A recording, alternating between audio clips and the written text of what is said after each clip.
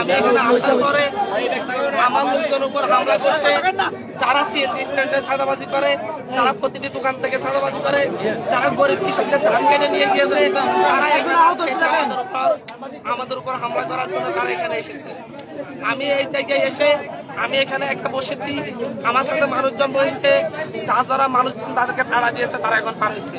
এখন শুনেছি 2 মাথা দেখে তারা দোকানপাট বন্ধ করে তারা মারামারির প্রস্তুতি নিচ্ছে।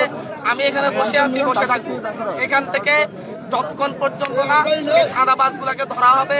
বিএনপির নাম করে, বেগম জিয়ার নাম করে যারা সাদাবাজি করে, দখল দায়িত্ব করে এবং আমাদের একটি প্রোগ্রামে তারা বাধা দেয়, তাহলে তারা আওয়ামী লীগের চাইতে ভালো কোন জায়গায় আমার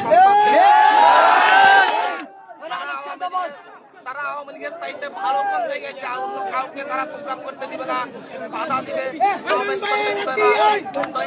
এই জায়গা থেকে আমি আপনাদেরকে বলবো, হাতিয়ার মানুষ যদি এখন জাগ্রত না হন, মোহাম্মদ আলীর পরে আরেক মোহাম্মদ আলীর কাছে আপনারা জিম্মি হবেন, আওয়ামী লীগের পরে আরেকজনের কাছে জিম্মি হবেন, এই জিম্মি দশা থেকে মুক্ত হবে না। আমি আজকে যদি এখান থেকে যদি আমি এখন চলে যাই, তাদের এইটা পরে, তাদের এই সবের পরে কালকে এই বাজারে প্রত্যেকটা দোকানদারকে তাদেরকে চাঁদা দিতে হবে।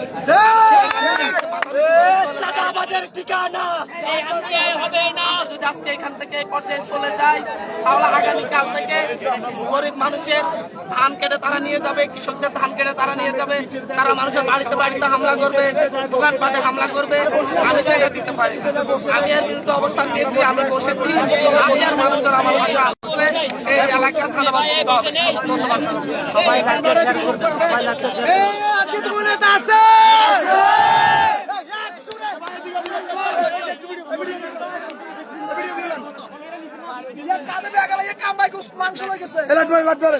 আমাদের ভাই আহত আহত ওনাকে ফিরে গেছে দেখা নাই আসতে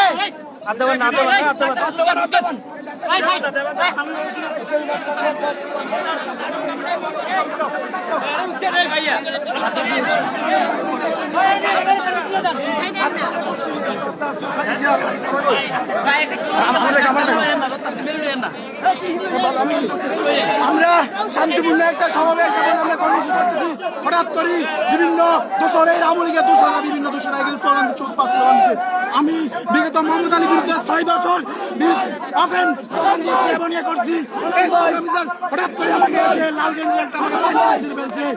আমরা প্রমাণ করতে চাই, বিএনপির কার্যক্রম প্রমাণ করতে চাই আমার মোহাম্মদ আলীর বিরুদ্ধে কি ছিল, তাদের বিরুদ্ধে ছিল।